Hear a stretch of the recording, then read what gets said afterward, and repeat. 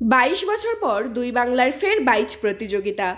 উত্তর চব্বিশ পরগনার বসিরহাট মহকুমার স্বরূপনগরের ভারত বাংলাদেশ সীমান্তে অনুষ্ঠিত হল দুই বাংলার মিলন উৎসব নৌকা প্রতিযোগিতা। দীর্ঘ 22 বছর পরে স্বরূপনগরের সীমান্ত এলাকা হাকিমপুরে অনুষ্ঠিত হল এই বাইচ প্রতিযোগিতা। জানা গিয়েছে 2002 সালে দুই বাংলার ঐতিহ্যবাহী নৌকা বাইচ প্রতিযোগিতা বন্ধ হয়ে যায়।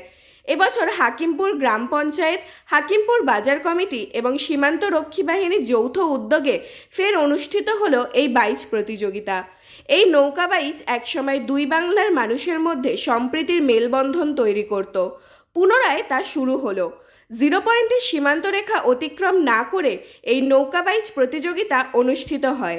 22 বছর পরে আজকের এই ঈদ উল ফিতর উপলক্ষে যে এপার বাংলা ওপার বাংলার যে বাইচ প্রতিযোগিতায় আমরা যে শুরু করতে পেরেছি তাতে আজ আমরা আনন্দিত।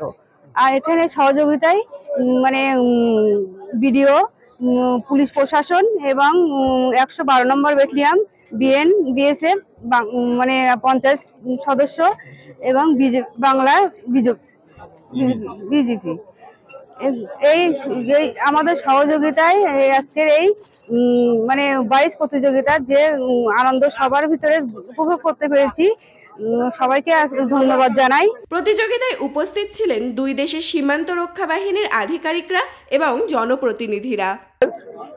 ধন্যবাদ জানাই সমস্ত দেশের প্রশাসনকে। আর এর কিছুটা পিছনের ইতিহাসটা আমি একটু বলতে চাই আপনাদের কাছে, আপনাদের মাধ্যম দিয়ে। 1998 সালে লাস্ট আমরা এটা দেখেছি। আমরা এই ছোট থেকে এই বর্ডারে মানুষ হয়েছি, আমাদের ছোট থেকে দেখেছি যে এখানে একটা নৌকা বাইচ প্রতিযোগিতা হতো, যেটা মানুষের দুই বাংলার মানুষের ভাবাবেগ ছিল। সেই ভাবাবেগটা দীর্ঘদিন প্রায় 22 বছর আমরা সেই ভাবাবেগটা আমরা পাইনি। তো না পাওয়ার কারণে আমাদের ভিতরে একটা চরম খিদে ছিল, যদি কখনো দুই দেশের প্রশাসনকে আমরা এই ভাবাবেগটা বোঝাতে পারি এবং সামনের দিনে যদি এই প্রোগ্রামটা আমরা করতে পারি, তাহলে দুই বাংলার মেলবন্ধন, ঐতিহ্য, সম্প্রীতি সবকিছু আমরা একটা উদাহরণ তুলে ধরবো।